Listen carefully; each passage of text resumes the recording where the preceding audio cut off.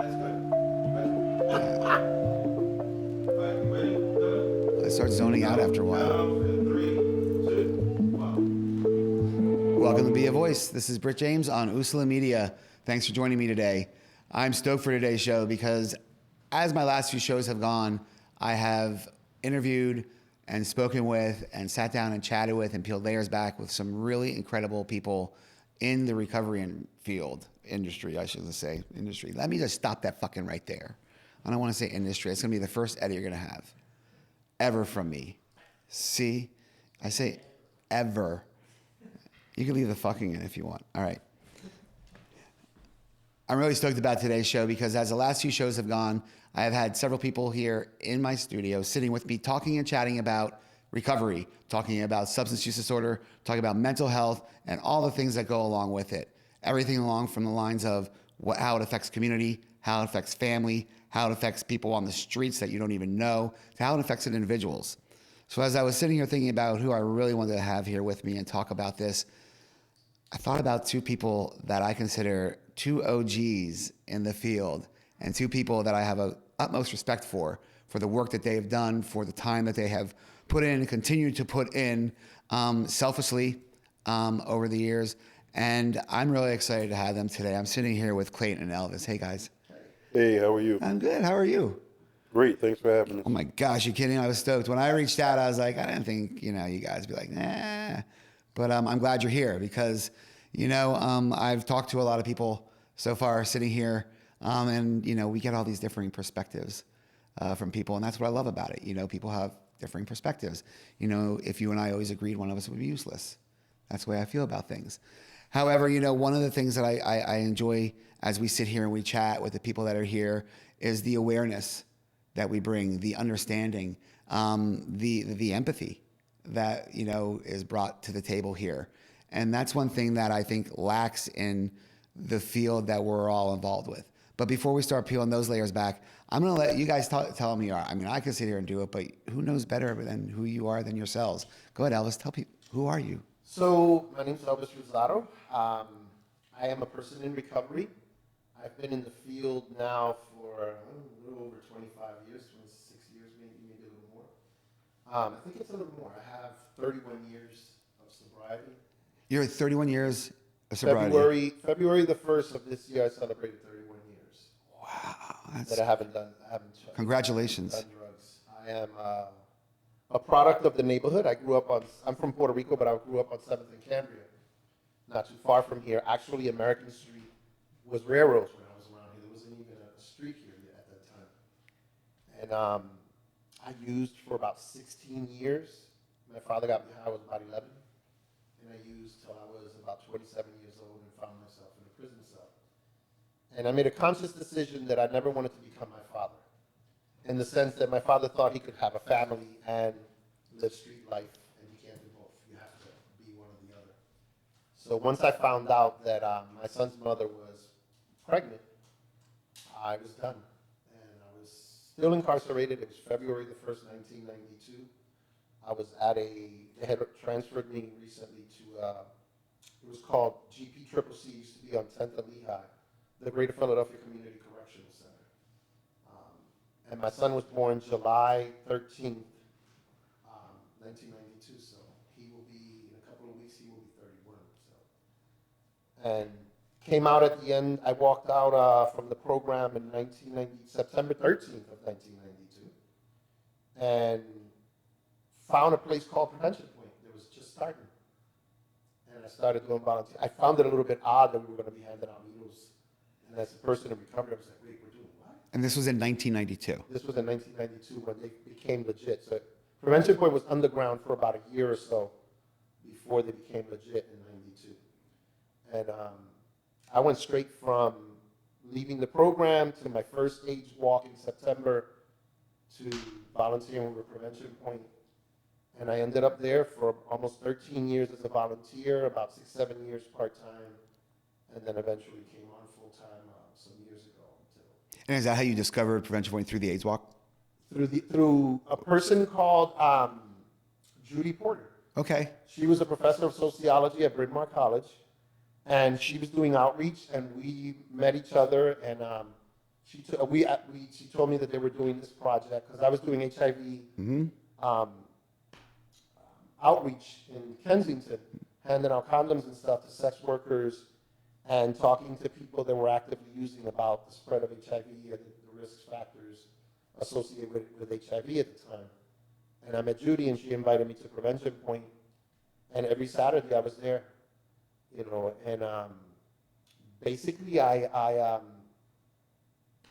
fell in love with the work. I realized that there was a lot of people, like there are right now, in need of services, and a community of educators and service providers who looked at them and were, ew, I'm not working with those people. And it's funny, and they refer to those people. It's a different category. You know, at the end of the day, we're all the same. Doesn't matter if you use drugs, you don't use drugs, you know, you drink beer, whatever. We're all the same, but it's those people because of the ignorance and the lack of empathy. Sorry, I had to throw that in there, and it's a common thing, you know. But I'm still, my mind is still blown that it was 1992. You're out there on the streets of Kensington in 1992, handing out condoms, handing out syringes. You're passing these out, which back then, who would ever thought that? I mean, today, you know, it's a battle just for people out there doing it. You know, the organizations that are doing it, let alone in '92. And back then, we didn't necessarily have an exchange site.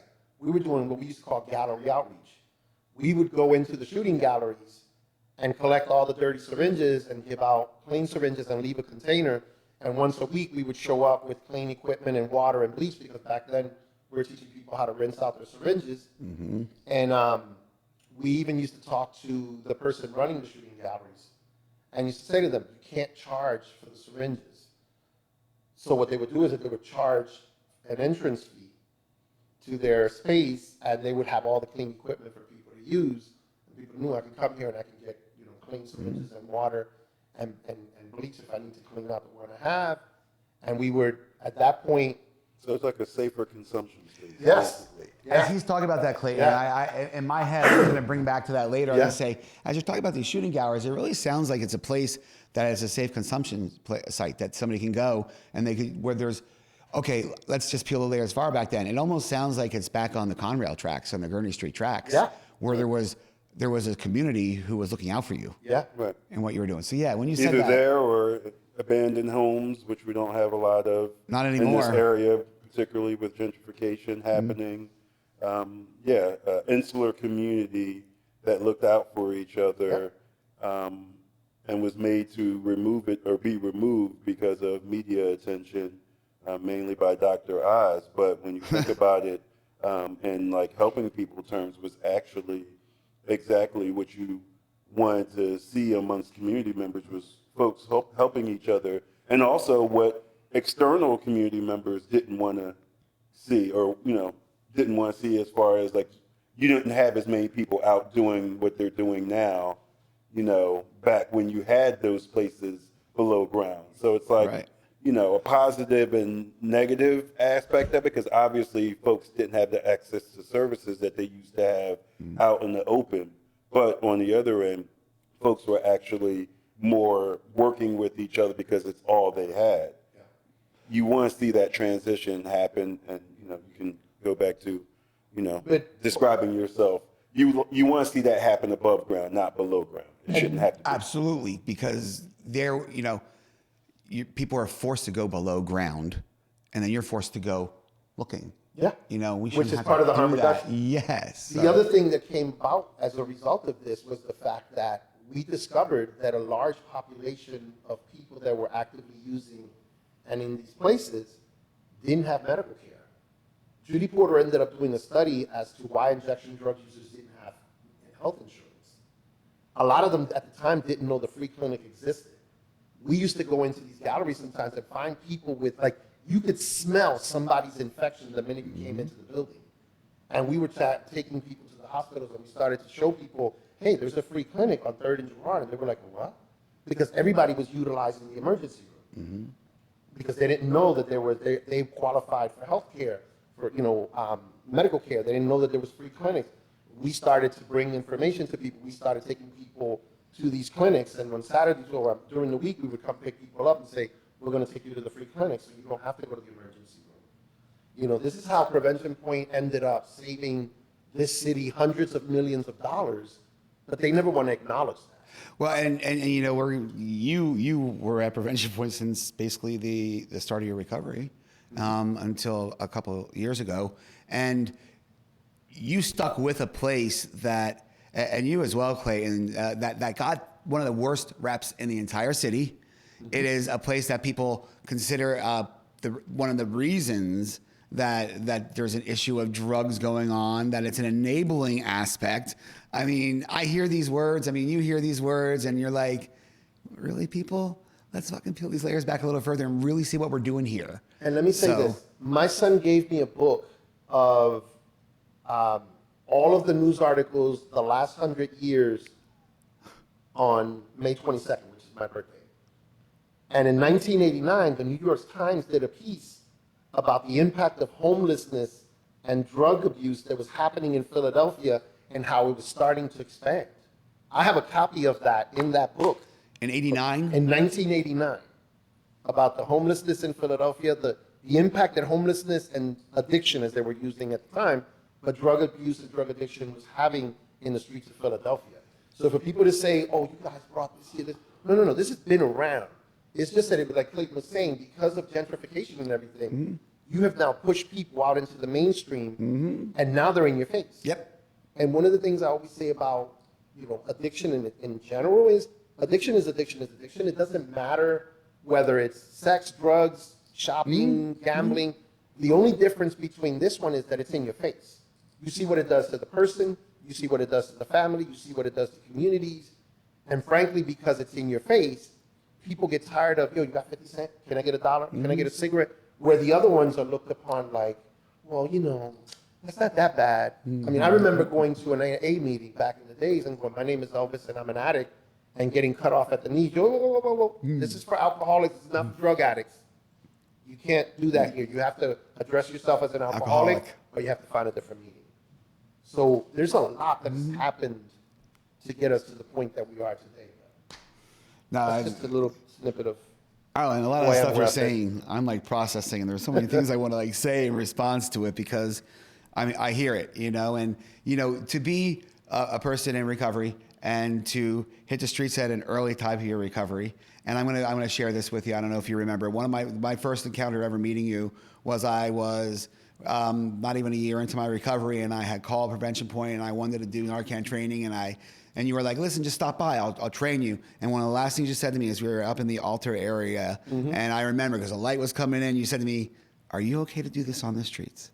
Are you sure you're okay at this stage of your recovery to do it?" And I'll always remember that, because you cared about that, and people don't think about that, about what you're doing on the streets. They just think, oh, you're doing a great job. Are you okay? So you remember, and that's one thing I just wanted to bring that up. You've always done that. And so Clayton, are you a person in recovery? No, I'm not a person in recovery, but I am someone who uses substances. I think people need to realize that we should treat people how we want to be treated. And I think Elvis made a great point that substances are substances are substances, and addiction is addiction is addiction. Oh, he needs our mind when he said shopping, gambling, sex, drugs. I'm like, oh, there you go. I know all those. Right. I am a West Philly native. I was born in the late 70s, but I grew up in the 80s. I grew up during the crack cocaine epidemic.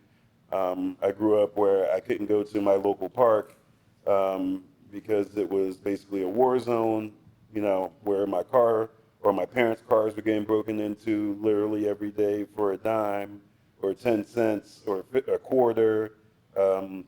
Obviously, I've had many members of my family that have had substance use issues, as well as, HIV and AIDS playing a major part.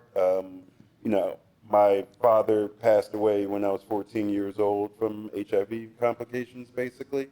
And so, I think that was my inroad to, working with people. I was doing an internship.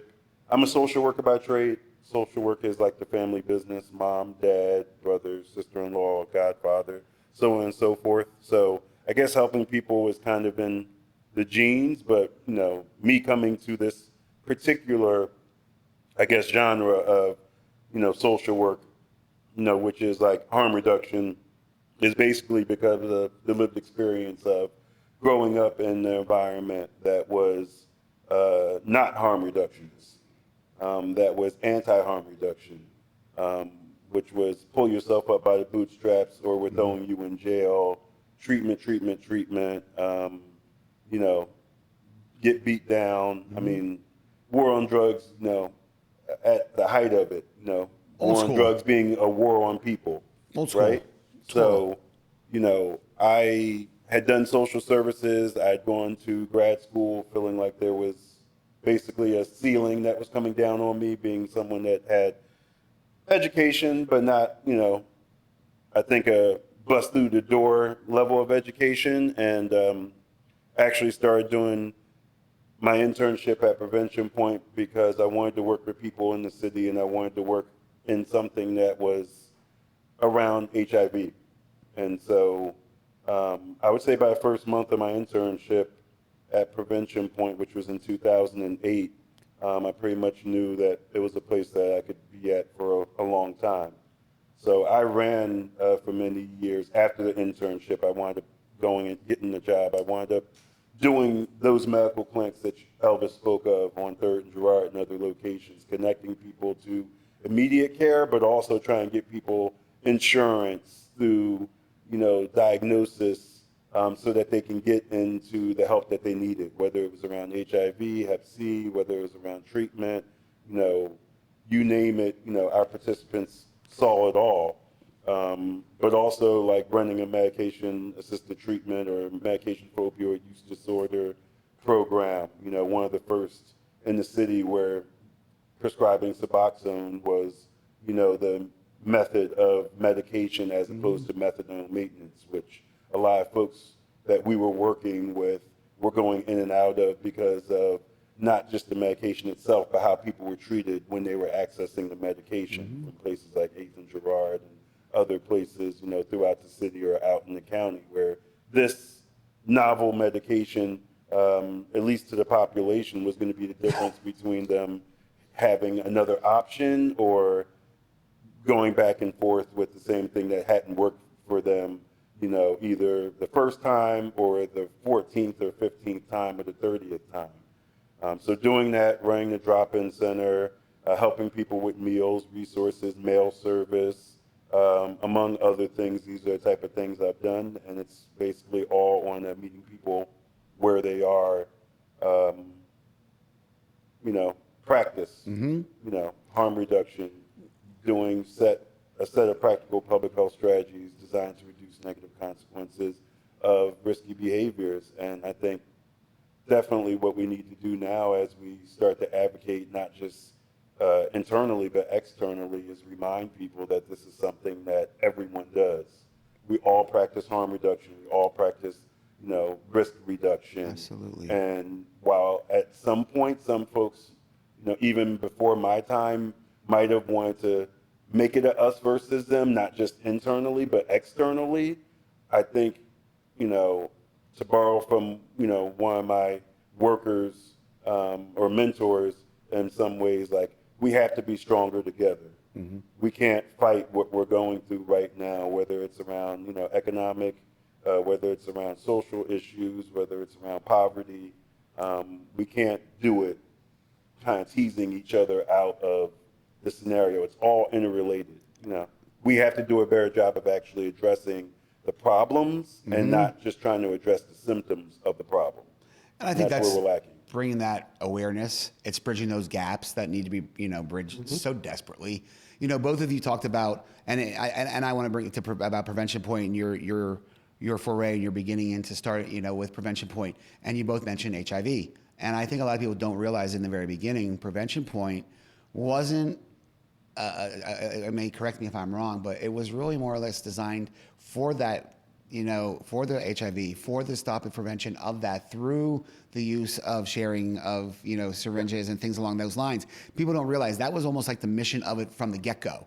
There wasn't the mission of a harm reduction. It evolved since then. This has been a greater thing. So am I wrong or is it correct? I mean, Elvis can speak to it a little bit fuller, but I would definitely say in the end, if it wasn't around HIV prevention, Prevention Point wouldn't have started, because the impact of HIV was over 48.5% of the new cases of HIV in 1991 were attributed to people who were injecting drugs.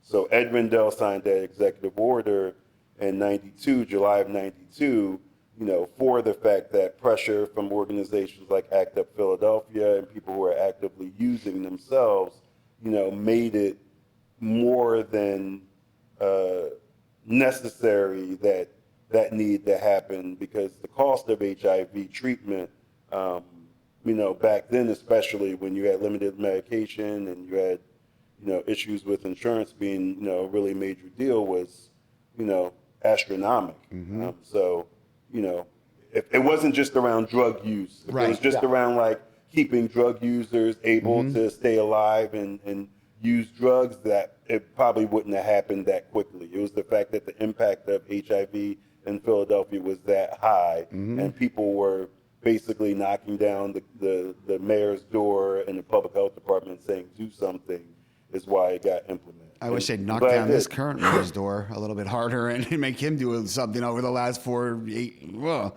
anyway, don't get me started there, but yeah. So you had a little over 48% were getting HIV, and about that same amount was getting hepatitis B. So you had both situations that was happening among injection drug users. You had an increase in abscesses. I mean, you used to see some horrific, what we're seeing now with xylazine, we were seeing that multiplied by 100. Like, it was not uncommon for you to find people with these huge abscesses where you could see down to the bone, legs, arms, pussy. So what causes these, like what would cause an abscess like that? So an infected site. So one of the things that happens also was endocarditis, which is an infection, buildup of bacteria around the artery of the heart. You had an issue with cotton fever, which was basically, people used to say a fiber would get into your bloodstream and you would end up with chills and all this other stuff. But all of that compounded, and people not having health care, they were showing up at the emergency room. And all of their HIV treatment, their hepatitis treatment, their wounds, everything was being treated at the ER at Episcopal, which is why Episcopal went out of business. They went bankrupt. So they were going to shut it down completely when Temple stepped in and took it over. If not, that probably would have been a parking lot or another high-rise condo right now. or something. Yeah, definitely. So all that came about. We then discovered we had to teach people how to rotate their injections to give it an opportunity to rest. We had teaching people, which we have to go back to doing again, because we've gotten away from the basics, which is wiping the area before they inject it. And people have a tendency, they do this. That doesn't work. You have to wipe, fold, and not reuse, because all you're doing is circulating the dirt. And then you had people, if the area was dirty, when they stuck the needle into their arm, not only did the dirt get into their bloodstream and accumulate around the artery, the spot would get infected, right? The other habit that unfortunately now is a detriment sometimes to folks is, it's not uncommon for you to find somebody overdosing with a piece of candy in their mouth sometimes. And it's because when you inject it, you sometimes could taste the bitterness of the drugs. So people didn't like that, so they used to lick the tip of the syringe, and the germs and the infection in your mouth were now injected into your bloodstream, and it contributed to the endocarditis.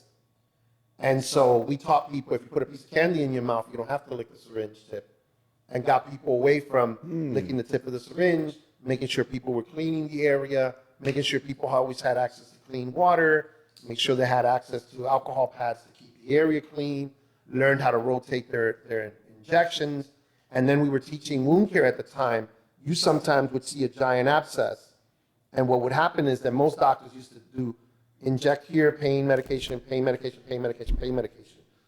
A doctor in California created this process where you got an 1.5 inch, 2-inch syringe, you would inject all the way in and start to release the pain medication as you pulled out. So that would cover the whole area, and then they would do 2 slits instead of opening it up completely, drain it, cut the tip off of a glove, weave it through and stitch it on both sides.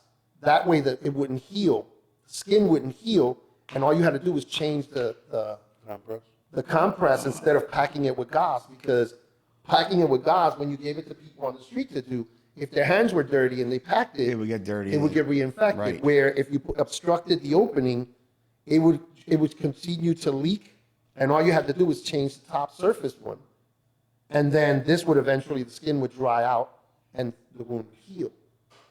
And so all these things came about, and then plugging people in with health insurance, all this came about and started to decrease the amount of people that were getting HIV, that were getting hepatitis B, that were getting you hardly hear about endocarditis anymore.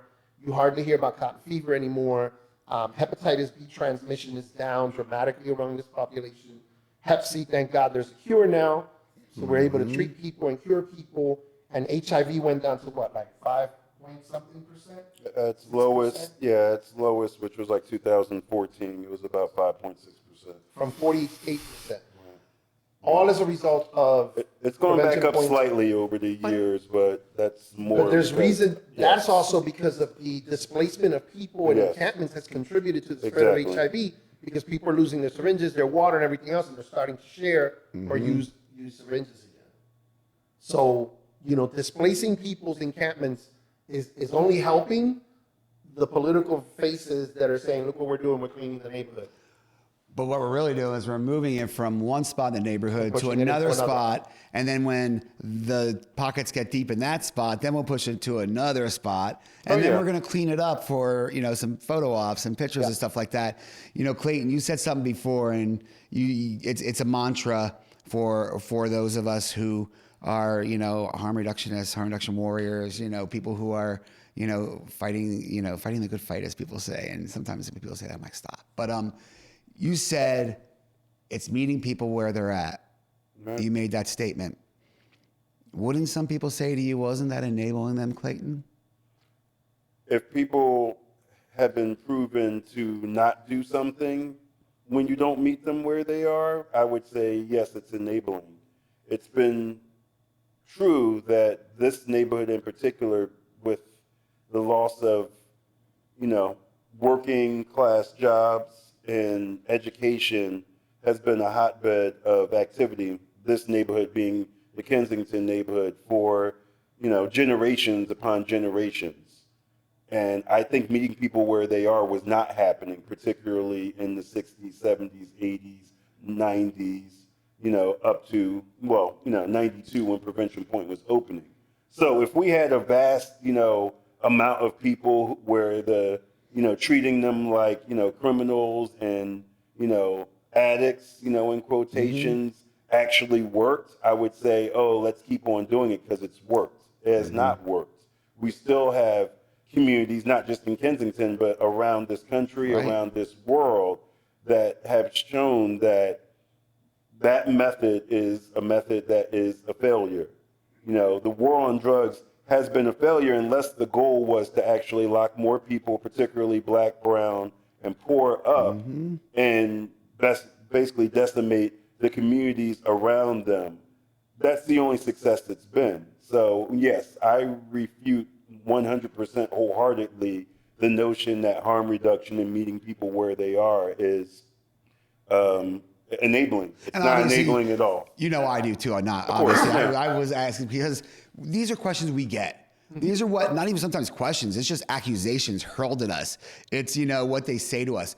And, you've seen the stigma evolve.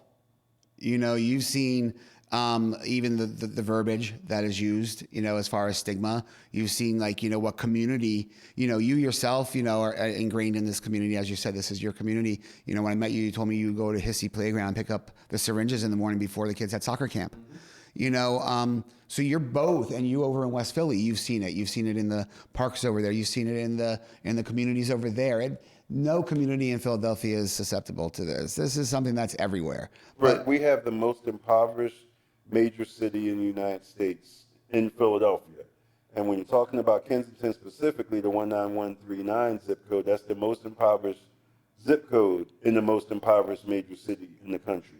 So the major issue is, ding, ding, ding, poverty. So we can try to blame the individuals who are using drugs But we actually need to focus on, like I said, the problem of poverty in this country. And that can be not just in city areas, that can be in rural areas, suburban. And I'm not saying that it's the end all be all. There's obviously people who are rich that use substances too. Absolutely. Or people middle class who use substances. But we've had a war on drugs. We've never had a war on poverty. And until we can understand that when you give people no resources and expect them all to pull themselves by the bootstraps and it doesn't work, well, why would it, in all cases? Let's actually work on, addressing the poverty. And the poverty is an issue because if you look at it, it's an issue in every zip code. It really is. However, you would never see this happening in 19130, which is Rittenhouse. You wouldn't see that. Then again, in Rittenhouse, you've got these huge trash compactors on every corner for people to throw trash away. You drive down the avenue between Lehigh and Allegheny, you don't see one trash can. Not one trash can. This is equity versus equality. Folks will, say like, oh, why do we have to empower these communities, with trash cans and things of that nature? The difference between that place in Rittenhouse or, let's say, Northern Liberties or University City is they have these privatized companies and organizations that go and pay for those type of things to happen. But in the end, it's not about whether it's equal, it's about being equitous. We know that certain neighborhoods need more help. Why aren't we helping them more? Why are we letting certain neighborhoods look like trash cans and other neighborhoods look pristine? For an example, Kraftwerks, right? Yes. That's where we were at. We were sitting at Kraftwerks, Third the and bar Broad. that's on Third and Oh, yeah. Third and Broadway. So we're sitting there. I was losing my mind with the people, but we're looking out the window. There's this Asian woman, obviously has some mental health issues, kicking trash bags into the street and burst one open. And cops were there like this, made her pick it up, and then put her in the car and took her. And the people in the window were laughing, and I won't curse. And I was like, you mother effers think that shit is funny. And they turned around, and I was like, you don't know if that person has mental health issues. And I said, you should be grateful that that person kicked trash into the street and the police was here and made them pick it up. I said, go down like 8 or 9 blocks where I work at in Kensington and look at the trash piles that are there, and no one cares to come out and say, yo, we need to do something about this. He happened to be outside smoking. I told him when he came in, I said, this motherfucker was laughing because this woman is getting arrested and made to pick up the trash, and they don't realize that one, there was possible mental health issues, but two, how good you have it because you live in your little, what's the word I'm looking for? Bubble? Maybe? Not Or- entitled. Entitled? Privilege? Privilege, there you I go. used that That's the today on word. somebody. I didn't want to You say live it in again. your 'cause- privileged neighborhood where the minute somebody kicks a trash bag into the street, the police responds and makes sure that they pick it up. Where when we moved in May 5th of 2012, 2013, we moved into that building? 2015. 2015. When we moved into Cambria and Kensington and Monmouth, I called the city to say, hey, can we get some trash cans? And they were like, we removed all the trash cans 2 days ago. And why would they do that? Because they said that the people who lived in the apartments around us were using those trash cans to put their trash in and pile them up around them. And of course, because they see that those trash cans get picked up on a regular, so they figured, so I don't have to hold my trash for a whole week, I can just put it there and it'll go. So instead of saying, we pay people to pick up the trash, that's their job, no, they removed the trash cans. There's no trash cans in Kensington. You're limited to only 8 bags, or I think it's 4 trash cans. Anything left over that, either when we were preventable, we would put trash out, they'd be like, that's too many bags on this. You're gonna help us? We're not taking them home. And it's like, you sanitation. It's a not-for-profit social service agency. It's not a, business that's selling, And it's goods. not a residential, Yeah. where a residential you would say, okay, 8 bags per family. But still, even if you had 10 bags, Isn't the goal getting the trash, Picked up. picked up, right? But, it's kind of like you were saying earlier, Britt, and we were saying around, like, just acts of kindness. Like, sometimes the act of kindness is, like I said, being more equitous and worrying less about, being equal. Like, not saying, like, oh, well, Northern Liberties, doesn't have us pick up, on the city's behalf. They have to buy into it. Well, recognize the people in Kensington, because, it's such an impoverished neighborhood, wouldn't have the money to actually, Pay extra. you know, pay extra into its own like not-for-profit that does that type of like community wellness and cleaning. But as a city of Philadelphia, we want every neighborhood to be representative of a better life or the opportunity for better life. So to be equitous and not be, you know, just talking about equality, Right. we're going to boost these neighborhoods up until they can get themselves up, until we can empower them through more, you know, education opportunities, more employment opportunities, you know, to actually, you know, be able to provide for themselves in that manner, like in University City or Northern Liberties or wherever brewery town, you know, all these neighborhoods that are typically popping up through gentrification, which means other people are coming in with a lot more money while we've like, and giving them tax breaks in a lot of cases, you know. These 10-year tax abatements, you know, for buying Right. these homes that they put in the middle of a block that are so out of place and actually do not bring value. You look at it, it's like, it's ugly. You have $400,000 properties like on, let's say, Lehigh and Frankfurt Avenue. Oh, yeah. Literally around the corner in 2 blocks, you have people sleeping in tents. How is They this? camping. How about, That's my biggest. well, right, okay, let's talk about the encampments. We had the encampments there from the Avenue all the way down to Tulip even, Emerald Tulip. It went down, you know, Emerald Tulip, Frankfurt. On Frankfurt, there was an encampment. Now they built all those condos there. There are people sleeping at the very end of them that you could see where they were, you know, burning, you know, at night, stuff like that. So now you're paying this money right here where there used to be the encampments. Where's the fine line that's going to be drawn, and how does it happen? And it's disingenuous when you have, you know, especially when you're talking about Kensington and Frankfurt Avenue, for that matter, unused properties that could easily be used for resources, including shelter, including, you know, I'll say it, safe consumption space. Like, you want to say that you don't want to see people using, you don't want to see people sleeping out on the road, but you also have the ability to bring people indoors and allow that safety to be had both for the individuals who are actively unhoused and using, but also the community at large. And you don't do it because of what people would consider their own moral code around what's right and what's wrong. And that's where we have to like move the proverbial needle and say, that's unacceptable, we can do better. And this is look. You familiar with Pew? They do a lot of studies. Charitable trust? Yeah. They did a study, right? About, I want to say about 3 years ago. It would cost $20 billion in the U.S. to address homelessness, substance use disorder, mental health issues, all of this stuff that's happening in the street. $20 billion a year. We currently spend $19 billion a year on unplugged appliances, laptops, phones, and crap like that. We spend about $35 billion a year on gyms, gym memberships. Probably 25% of those people don't even go to the gym. We spent, in 2016, we spent $716 billion on military. We are currently spending $35,500 and some change to keep people living the way they're living right now. According to Pew, with $12,500 per person, we can address this problem. So we're spending double the amount on people or to keep people on the street with mental health issues, untreated, unhoused, a hot mess. We're spending twice the amount that it would take to actually house them, treat them, and get them off the street. So the federal government, for the most part, says to us, we don't have the money. In 2016, the CDC put out a form that said we were losing 116 people every day. 11.5 million people were abusing their opioid prescriptions in this country. 2.1 million people had abused their opioid prescriptions for the first time.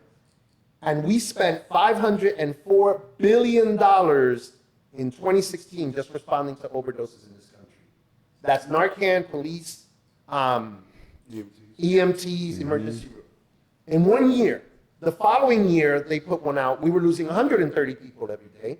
11.4 million people were still abusing their opioids. 2.1 million people were diagnosed with substance use disorder, and we no longer have the amount that's being spent. So if we're spending $500 billion or plus a year just to respond to overdoses, and with 20 billion a year, that would have been 5 years worth of treatment and housing and to be able to take care of people. And yet we're constantly saying we don't have the money, but what we're doing is we've become a nation of, instead of proactive, we're reactive. Right. We're constantly putting out fires instead of preventing them, and we're constantly saying, we don't have the money for that. But we wait until it gets really bad. We spend billions and billions of dollars to avoid the problem, trying to ignore the problem, then instead of spending a portion of that to actually create a solution. Unless you're the military. The military, they're definitely preventive. Like they will throw money, you know, beyond. Just blow it up. Yeah, just blow it up. But yeah, it's. But this is the issue. You know, this is one of the things that we constantly see, because whether it's our schools, whether it's homelessness, whether it's substance use disorder, whether it's violence, we don't have money for that. We don't have money for that. But you know, when we look at it, we're spending more to ignore the problem than we are if we actually try to do something. But at the end of the day, I think the issue is we can't afford to allow everyone to get a taste of progress and prosperity, because then we lose the power that we have over the communities that we control. So we want to pit each other against each other.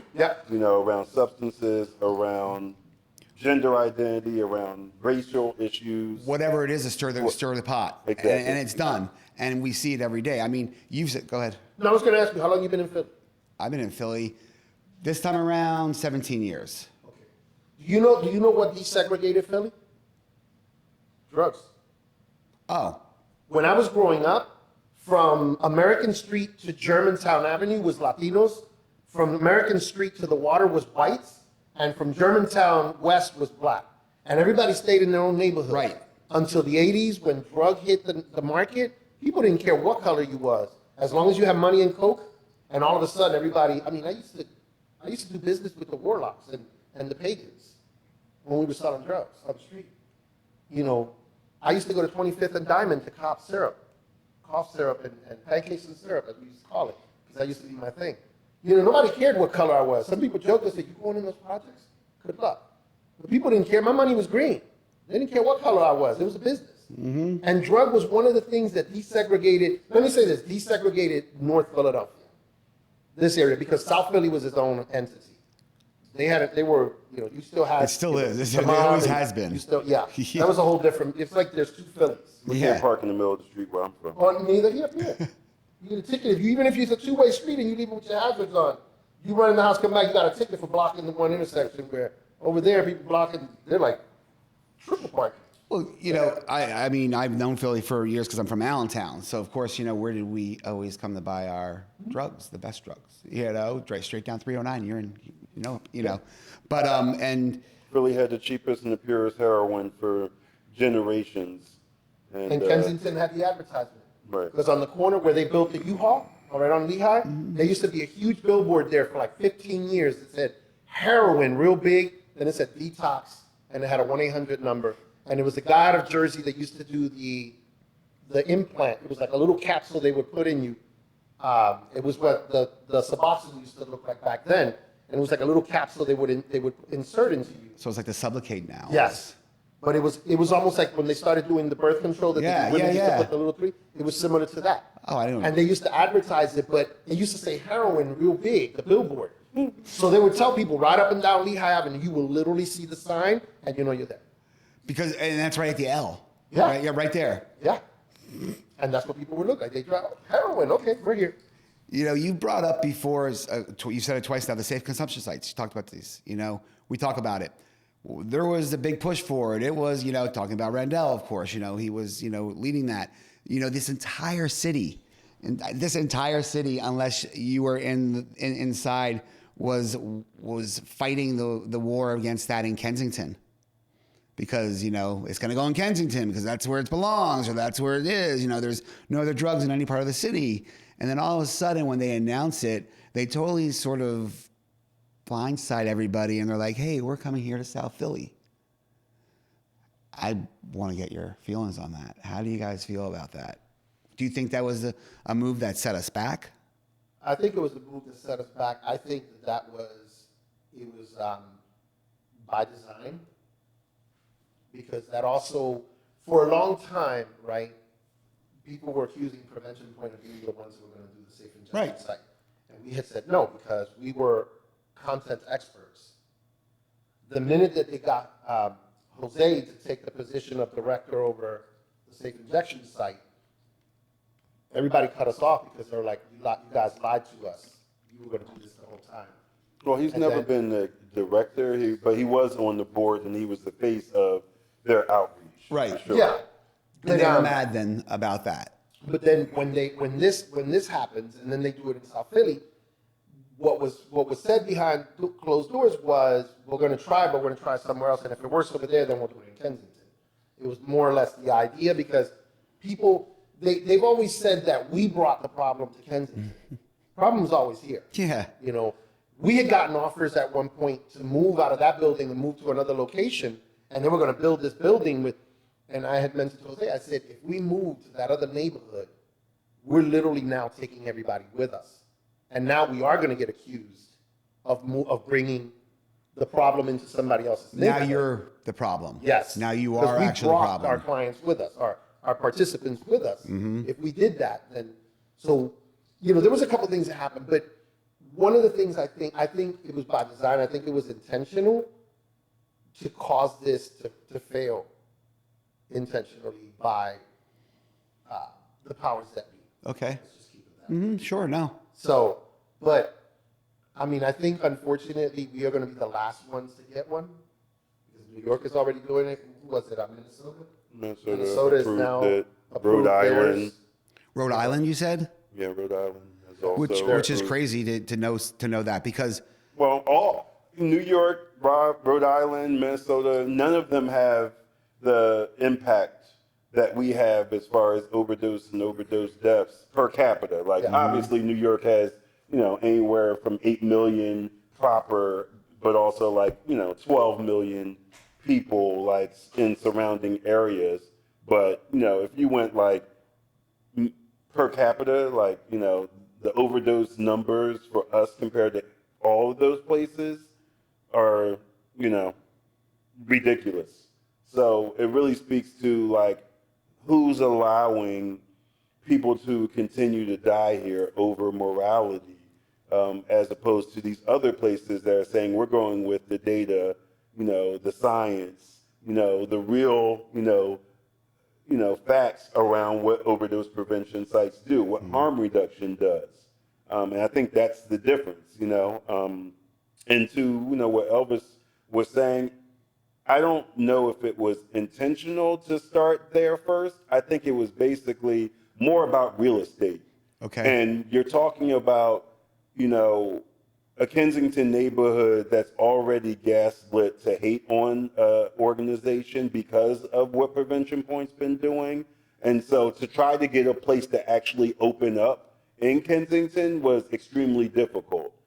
It's not like South Philly, especially around the time that the thought of the safe consumption space, the safe house, was, coming up. It wasn't like that was an area that wasn't getting a whole bunch of media attention for its own issues with opioids and opiate overdoses. So it wasn't like you're putting it in, let's say, the far northeast out of nowhere. Like, it actually had a good reason to be in South Philadelphia, and you had a landlord that was willing to house it. And in Kensington, they had not been able to find that. Like, it's one thing to say, oh, we're going to do it in Kensington on Aramingo Avenue or someplace off of the beaten path. It's Right. kind of like what Elvis was saying around what happened with Prevention Point being offered to move to a more residential area. Like, if you're taking people off of the avenue, you are bringing, the issues to the neighborhood in which you're moving to. You need something, whether it's around safe consumption, whether it's around shelter in general, whether it's around resources, treatment. You can't, say oh, we're going to have people go, east, west, north, south, when the problem is there. You need to actually have services there. And I think the issue with the South Philly place was it was actually in the area where the drug use and was happening. It was around Absolutely. Broad Street, I think Broad in Oregon. Broad in Oregon, Yeah, Snyder something area. like Yeah, Snyder Broad and area. Snyder. So it was a good Yeah. location. It was a place where the person was willing to work with the people that were going to be paying the bills. And in Kensington, you weren't going to have that. So, I think that's why they were going to do it in South Philly first. They hadn't acquired that place in Kensington first. I do think it was intentional that the city didn't back it as loudly as they could have. It's one thing to say like, oh, this is what harm reduction does and this is what safe consumption spaces would potentially do. It's another thing to like let it hinge upon community response, because community response is always going to be, in most cases, no, we don't want it here. And it's one thing to say how it works or it doesn't work as like representatives of community, i.e. city council or state representatives or whatever. It's another thing to say how it can work and how we're going to make it work, because we don't want 1,000+ people to die every year due to an overdose. That's why I feel like there was a failure and an intentionality to not, actually address it and to like blame it on, well, this is what the community wants. Community doesn't want that. Well, the community wouldn't have wanted desegregated schools. They wouldn't want bus programs if you just allowed it to happen based on what the community wanted. At a certain point, as educated people, as people that know the public health, side of it, you can't let people's morality around like legal versus illegal drugs. Slavery was legal. Let's remember that. So just because something's legal doesn't make it right. Just because something is illegal doesn't make it wrong. There's so many examples of, alcohol is legal. We know the harm that does. Right. Oh, yeah. Imagine like we had in Prohibition, if you said no alcohol is allowed to be drank, at all, or we're going to close down bars. That's a safe consumption space. Absolutely. So, we're talking about, we can't understand why other people would use substances and use it outdoors or use it in places that they shouldn't be using it. And yet we have a society that allows for safe consumption of certain substances to happen, but other substances not. Why? The means of production, who's making it and who's benefiting from it. Same thing is happening with marijuana now. You're seeing the evolution where before, particularly black, brown, poor people selling nick bags, dime bags, getting busted because they're selling marijuana. Now it's legal, and you have, in most cases, more affluent people able to do the same thing that folks were trying to do, 20, 30, 40 years during that whole, the highlight of the war on drugs period. And it's like, oh, now it's different. How does it go from being one thing to the other? Oh, because now the means of production, at least potentially, have a chance to expand to bigger and larger corporations and individuals who already have bank. We have to get away from the mentality that says that one is different than the other. If we can allow for consumption indoors in spaces for alcohol, and now we're starting to do it around marijuana, at least on the thing where, I'm not going to bust your ass in a park or something like that for smoking a joint like we used to, then if we want people to get the help that they need, where are they more likely to receive it? Are they more likely to receive it in a place that has like a drop-in center like a prevention point does, or, moving up to a place like a safe consumption space where you're going to have medical people, you're going to have social service workers, you're going to have people that can help you with resources. It's hard for me to get treatment if I'm ready to get treatment if I'm shooting up in the alleyway on the stairs of the L, or, in, a corner block, or, like one of those small blocks on a Kensington street. So it's like, we can't have our cake and eat it too, but certain people certainly are trying. They want to say we want to help people, but they want to continue to slash the opportunities for people to get help and deny public health, that, research and data that says anywhere something like a safe consumption space or a harm reduction, based agency has been put, the results are astounding, not just for the individuals, but for us as a community. We're saving money. The money that we're saving can be used for education. It can be used for, drug treatment. I'm not even talking about the folks who are like actively using, or I'm talking about like what it benefits outside of the individuals. Like it could go to the complaints that the city has, or the people in the city have overall about what's missing here, like, and I don't think that gets relayed. And part of it is the intentionality, I think, of some of the, current and previous city council people and people that are supposed to be our leaders saying like, they'd rather, listen to the community, but they're also in a lot of cases getting paid off by the higher ups to the community to like keep this neighborhood dumbed down and looking bad until a certain point, and then all of a sudden it's just going to get, whitewashed, literally or figuratively. Boom. Well, let's hope that now that she's not here anymore, that's going to change. So I don't know who she is, but I'm just saying for me, I know who she is. Yeah, I hear you. And there's multiple people. It's not just her. Yeah. But I'm just saying in general, that was a big voice. Oh, yeah, replacement, I don't think the replacement is completely individual. I think it's more of a Mandarin. Yeah. But just for folks' clearer understanding of, just to dumb it up a little bit, a safe consumption site, because people say, yeah, but you're still giving people permission to do something that's illegal. When bars initially, when alcohol became legal and they started giving people places to go, a safe consumption site for alcohol, we have to remember that alcohol was being produced sometimes in bathtubs and in rusty things that was destroying people's kidneys and livers, and people were dying of the alcoholism a lot faster than they are today. So you mean there was no safe supply? There was no safe supply. Of alcohol. One of the things that my family did moonshine for a while. I drank grain alcohol out of garbage cans in college. And they would tell you, you put a little bit in your hand. If you light it and it's not blue, it's poison. But there was no way to test that because people back in the days were hiding to drink because it was illegal.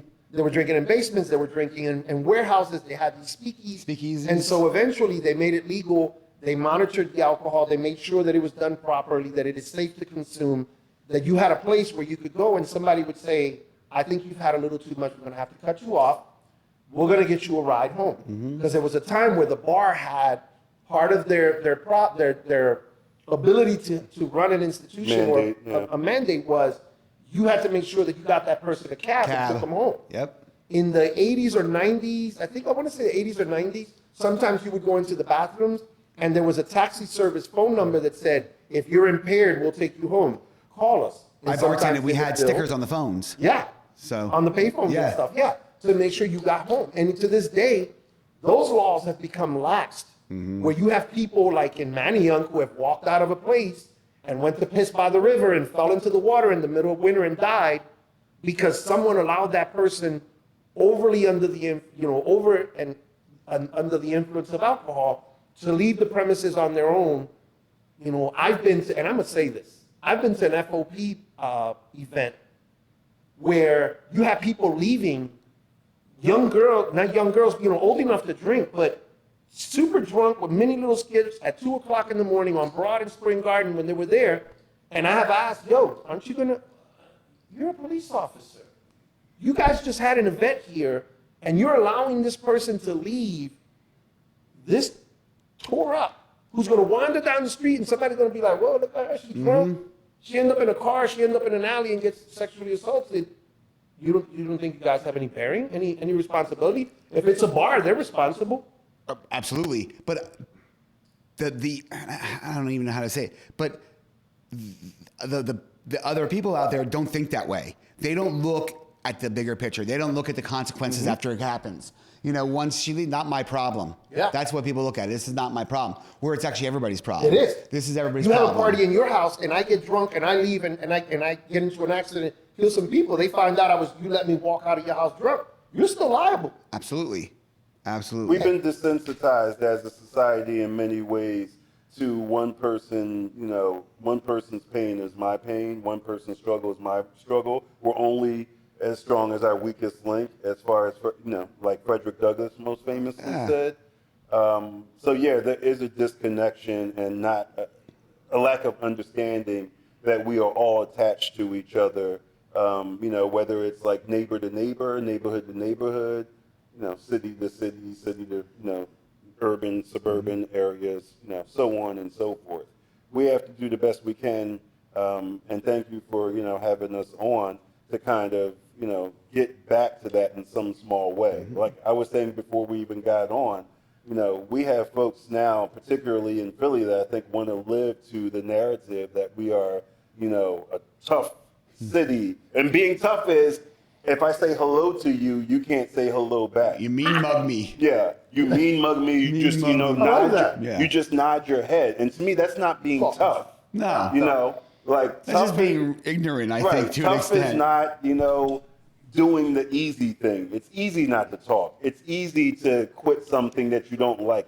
It's harder to actually persevere. It's harder to care about someone other than yourself and your nuclear family, or a small batch of your extended family. It's harder to put yourself in someone else's shoes and say, hey, if I was in this position, how would I want to be treated? What options would I like to have? Would I want someone to say, do this how I want you to do it, when I want you to do it, where I want you to do it, and when I want you to do it? Or would I like someone to give me, a relative smorgasbord of options and opportunities to be successful, whether it's around drug treatment, whether it's around, jobs, whether it's around school options and school trainings. Like we used to have voc tech. We don't have voc tech as much as we had, we got people that don't know how to cook because we don't have home economics in class in schools anymore, which feeds into the fast food. I mean, I can go on and on, but basically I'm really big about, normalizing, what everyone's going through, because I feel like the more people know about things and feel like they have something vested in it, the more they'll come to the table and say, we all need to be better. When folks feel like it's isolation and it's only happening over here and I don't see it, so it doesn't bother me, that's where we have problems. If you remember the civil rights, struggle, it was happening for years, but it was when folks saw the dogs biting people and the water hoses and the cops beating people with sticks, where a lot of folks said, you know what, like, is that our country? Is that how police do? And then obviously, more recently, you can think about, Black Lives Matter, George Floyd. I was going to say, how much has really changed, though, since then? Really? I'm not saying it. Yeah. Well, no, it's changed. It's changed, but it's not where we are. But where we need to be, for obviously. going into 2024, Oh, yeah. You would think that we'd be a hell of a lot further than we were as a society, as a country. Our nation, we need to do better as people. Yeah. We need to do better as people. We need to definitely, get rid of the folks who find it convenient to separate us and divide us. Because we've gone through paths where we were about to, I think, make positive change, and then, you lose a Malcolm X, you lose a Martin Luther King, you lose a Robert F. Kennedy. You allow, the Reagans of the world to take away mental health hospitals.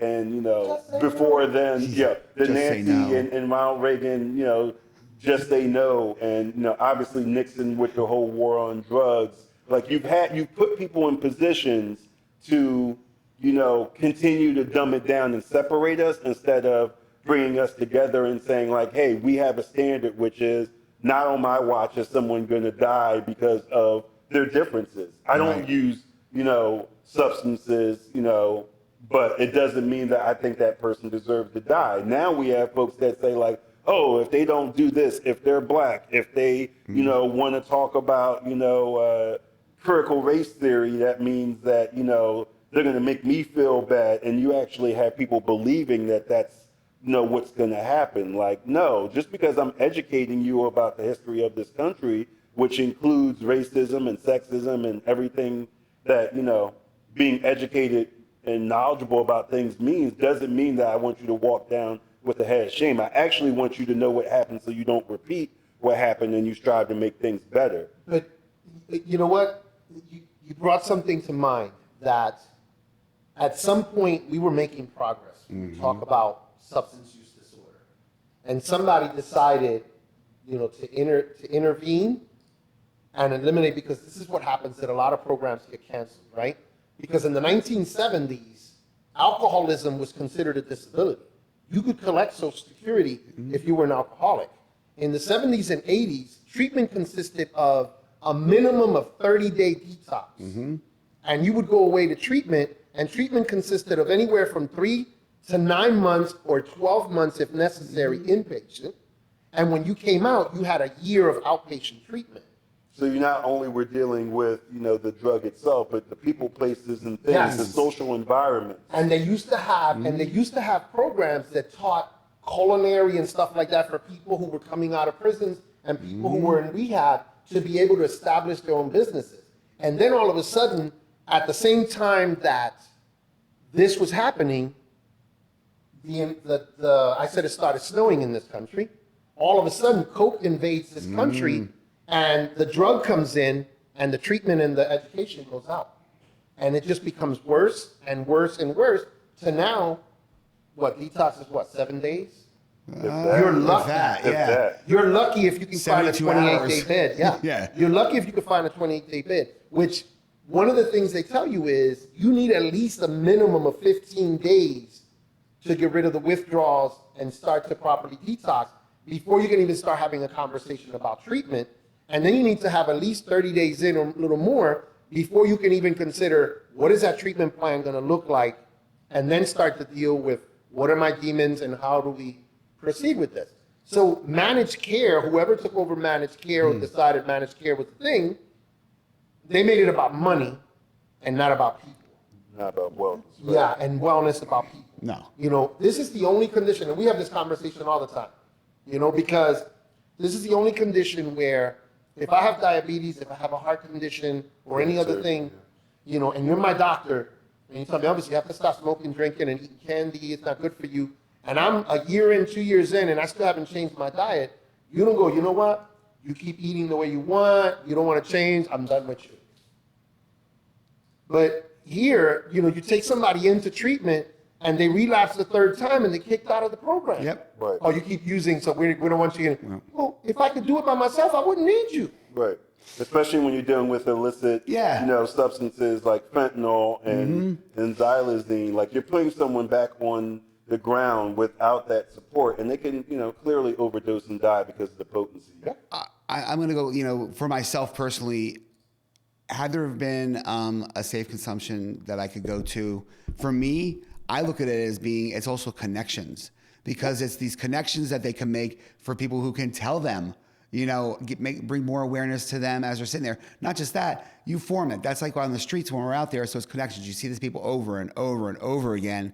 You form those connections, and that's what they're missing a lot of times is that. And because people are like, we're done with you, you'll walk by that person on the street and pretend they don't even exist. Yeah. That's how hard, people are around here, I mean, Elvis was talking about, the failure of structures and, managed care. But I can even go like something like, for instance, the Kensington storefront. Kensington storefront, was something that brought people together. It brought in behavioral health services. It was bringing in art. Art is harm reduction. Giving someone something to do, people to connect with. Something to relieve their stress, to get what they have on their brain that might be a large part of why they are in the streets and actively using drugs. Giving them a space to connect with people and feel good about themselves or get away from what's bothering them was a good thing until it actually worked. And then they decided that it wasn't zoned for art. It wasn't zoned for art. But it wasn't zoned for art when you opened it. What the hell is zoned for art? Right. What is that? Do you have to be zoned for what? To finger paint? Yeah. To textiles? Yeah. To weave? To play the guitar? Bullshit. There should be storefronts. Bullshit. There should be storefronts and more resources like drug treatment programs on every corner of Kensington Avenue if you're really trying to solve the problem. The storefront was a great place. It really was. It was a great place. I enjoyed it. Anybody who's been there has been touched by it. And now you see it now. And it's disgusting. The sign's down now. It even looks bad. They even painted over the mural that was on the front. Yeah. I'm just talking about the external community. Like, you thought that closing the storefront was a good thing. And now, coupled with everything else that you have done or haven't done, you're seeing like, oh, why was it a bad thing to bring people together with the option of, if they were ready to get treatment and ready to receive help in other ways, you actually had trained professionals there that could help people to those resources? Like, it just doesn't make sense if you're trying to solve a problem to remove resources. In fact, I would say if you're a city agency, if you were an agency that's funded in any way by a city, or just, an organization trying to do things, they should be buying up spaces on places like Kensington Avenue and doing work there. Like they get mad at organizations like Prevention Point for serving people, but the results of a place like Prevention Point are crystal clear. It's helped, tens of thousands of people, Metrics over don't time. lie. But, why do you have organizations that are housed downtown and they come up and do street outreach, but they go right back down? downtown. The difference between a place like Prevention Point and, places like, Philly Unknown for that matter is the fact that it's not a 9 to 5, thing. It's a, ideally it is we're a part of the community and we know people's names. Yep. We know that they might be acting up today or they might be having a bad week, but I'm not going to treat them like they don't matter because I actually know what their circumstances are, or I don't, but I know how to talk to them, or I know someone who knows how to talk with them and deal with them. If you're, here, right now, but you always leave, you don't have that connection. So, for a city for many years, used to say like, oh, we're the recovery capital of the country. It's like you have a golden opportunity if you're not worried about capitalism and worried about trying to make that next, section of the city be your like Northern Liberties, like push up, to the L. If you were actually trying to help the issue, you would make, that part and other parts of the city that obviously need it into spaces where, it's clear we care about not just the housed people, but the unhoused people, not just the people who don't use drugs, but people who use drugs. And we would make those areas places where I don't have to walk 2 or 3 blocks. I don't have to go downtown. I don't have to go anywhere outside this area to receive treatment. I should be able to walk in Kensington, given the epidemic, given the fact that you have people like the folks in Mexico City making videos about our struggle in Kensington. Kensington. Oh yeah, they are. Anti-drug I've seen program. it. Yeah, if we have that type of reputation, wouldn't you think it would make sense to have spaces where folks can get help literally on every other block at least? But we don't do that because we're trying to. This goes back to something that we already mentioned, and that is divide and conquer, and is keeping people fighting against each other. Because you think about this, right? You have folks that are in positions, they've been elected into positions, who are telling the community, we're going to help you and make sure that we clean up the neighborhood and get rid of those people that are not part of your community. Those people that are out there on the sidewalk are not a part of this community. My understanding for number one is for me to be a part of a community, I have to live here for a certain amount of time. You got people out there 6 months a year, they've been out there. They're part of this community. They may be unhoused. Some of them get mail at Prevention Point, so they're getting mail here. They get services here. They live on your sidewalk. They're part of the community. But you created this division so you don't have to help folks. And then you tell the residents, we're going to help you. And then meantime, the developer has come in and says, hey, on Kensington Allegheny, behind Esperanza, there's a property there that we bought. We want to be able to go in there and rehab it, but you got a bunch of homeless people outside. We can't get in there to work. And if this is how we're going to be, we'll take our business somewhere else. All of a sudden, there's this mad rush. The news is there. The police is there. All these folks are there telling them, you got to move. And the news report is the city has gotten tired of this. The community is tired of this. And they're going to move these folks. We need to move these folks. The very next day, there was a dumpster outside, and they were already gutting out the building, right?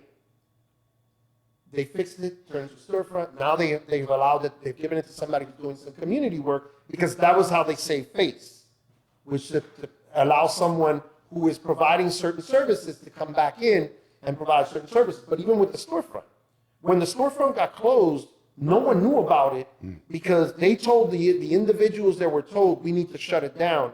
Do not publish this on social media. Do not make this public. We found out the last week. I found out the final week. And then we had the day of, and I started posting stuff online, and people were like, wait, they're closing it down? Why is it closing down? We were literally told to have the closing ceremony down the street at the little park on close to the Lehigh.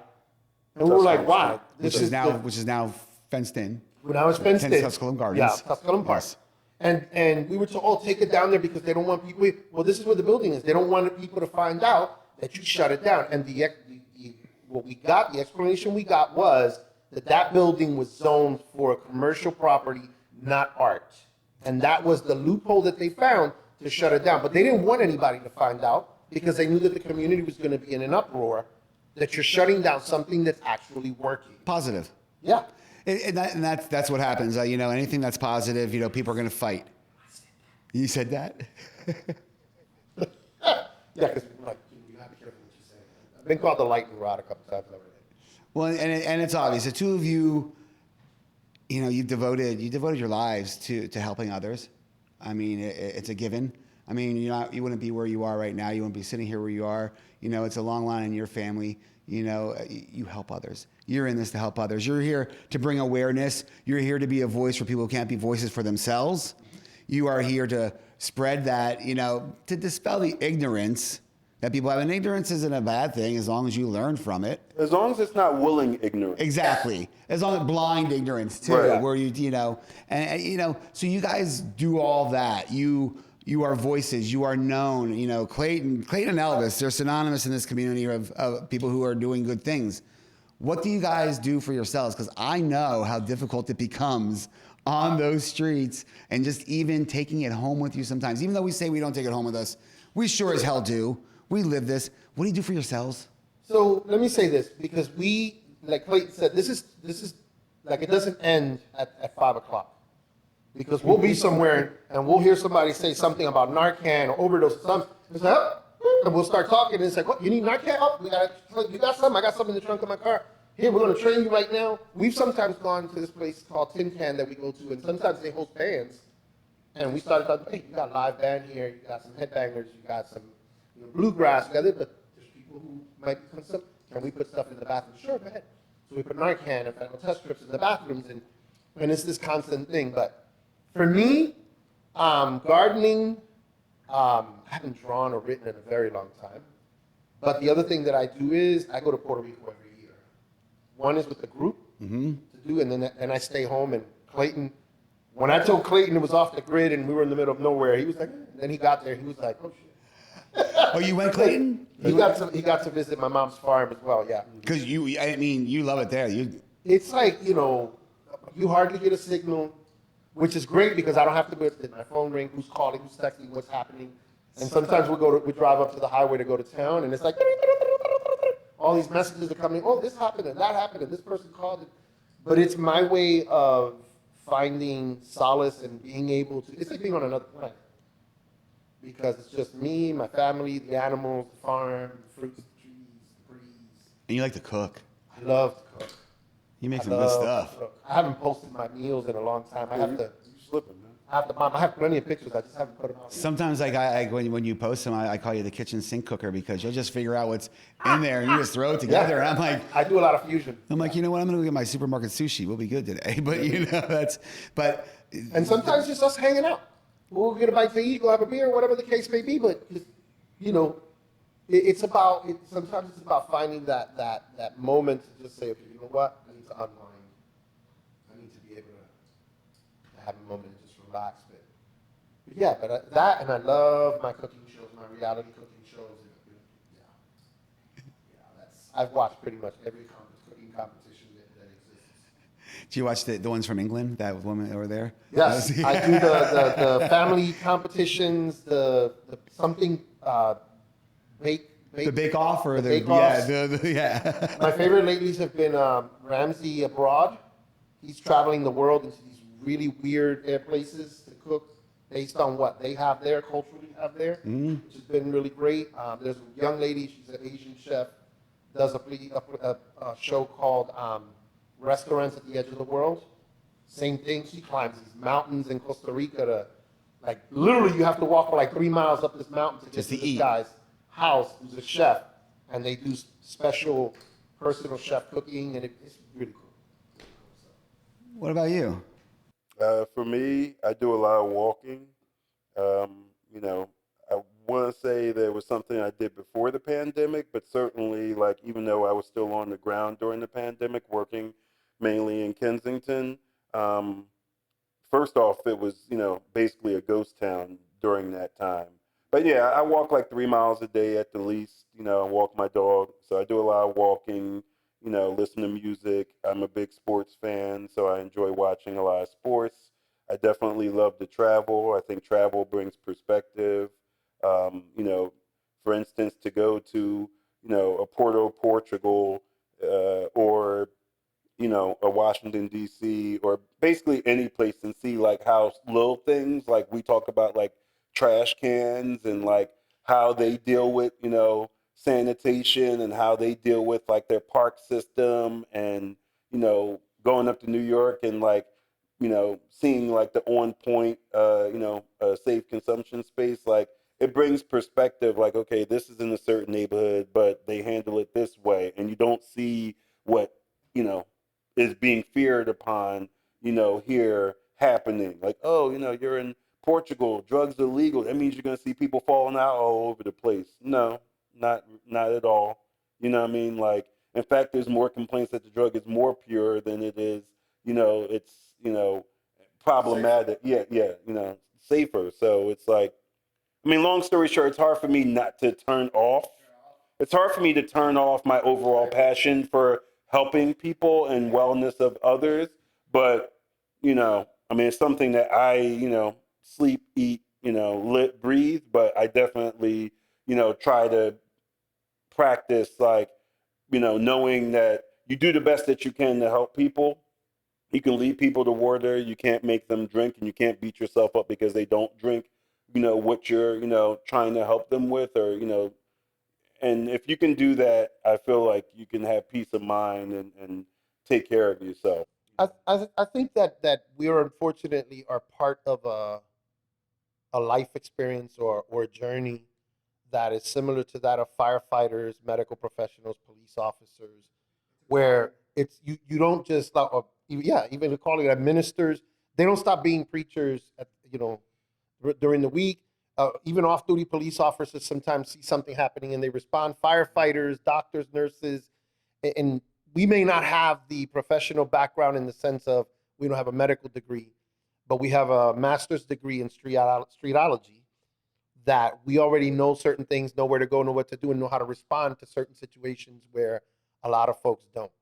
And to something you said in the beginning about, hey, I want to get trained and learning, and are you able to do this as well? That's still part of the philosophy in the sense that I've trained people with walkers and wheelchairs who say to me, I know that I'm not going to be able to do this physically, but I now have the ability to walk somebody else through it. And if I'm not able, yeah, I can walk somebody else and still save a life, even though physically I'm not capable of doing it myself. And that's what we tell them when we do the Narcan training. We tell them, take it, because if you have it on you, you can tell somebody else how to use it. You can, you know, it's, you know, and you're right. What we do, the service life that we lead, it's not something that we're like, you know, I'm going to check that box. I'm going to do service for the rest of my life. You know, it becomes that calling, but it's also, I tell people all the time, it's like the biggest, you know, gift, but it's also sometimes the biggest curse, you know? What we have to be careful about, though, is recognizing that, A, yes, people, you know, want to do this, but you're finding out ever increasingly that some people are using it as a check mark. And that's, you know, a negative towards, you know, what we're doing. Right. You can't have harm reduction all of a sudden become this like box to like be taken advantage of, you know, not only by individuals, but like major organizations. So it's important that, you know, not saying that we have to be the end all be all or gatekeepers of it, but that it stays something, you know, that is organic, and it's about being client centered and meeting people where they are. Right. You just can't say, you know, I'm done at 5:00. Yep. See you tomorrow. Right. It's funny. I realized the other day I was sitting at home having one of these, you know, pastime moments, and I realized my first response to an overdose. I was 13 years old. My best friend. It was four of us hanging out. My best friend, his brothers, his oldest brother's friends, were in this abandoned house getting high, and they had a bottle of vodka they had dropped 9 Quaaludes into. And they were like, young boys, y'all want some? And I was like, I pass. And he decided, I'm going to go get some. And he starts to look. And the settlement of the pills, he ends up ingesting them to probably about the equivalent of 4 or 5 Quaaludes. And we're hanging out, and all of a sudden he's starting to nod off and fall out, and he's falling. And I still remember that the other guys was like, no, he's effed up. Get him, let him. We'll come back for him. And I was like, I'm not leaving him. I said, we can't just leave him. And I decided to throw him over my shoulder. His family lived around the corner. I knock on the door. They come out. His brothers chased me for like 3 blocks because you guys did this to him. And I kept trying to explain to him, to the oldest one, I said, he was with your friends. It wasn't us. They called the ambulance. He ended up at St. Christopher's Hospital, which used to be on 4th and Lehigh, between 5th and 4th on Lehigh, at the park there. He ended up there. He said he woke up in the morning in a giant diaper and all these little kids around because he was only like 12 himself, 12, 13. And they said to him, if you had gotten here 10 minutes later, you would not have survived. So the next day I saw the family, and I thought they were going to whoop my ass. They kept calling me, and they came over. Mom hugged me. The brothers hugged me. They said, you literally saved his life by bringing him to the house last night. Had you not done that, he would have died. And he explained everything to us, and we realized he wasn't with you. But that was my first response to an overdose. I was 13, and it just hit me the other day. And he passed away. He's been gone for almost 20 years now. It was a weird, one of those freak things. The ocean snatched him up, and they never found him. He was on top of a rock getting pictures taken, and the ocean just kind of, they never found him. But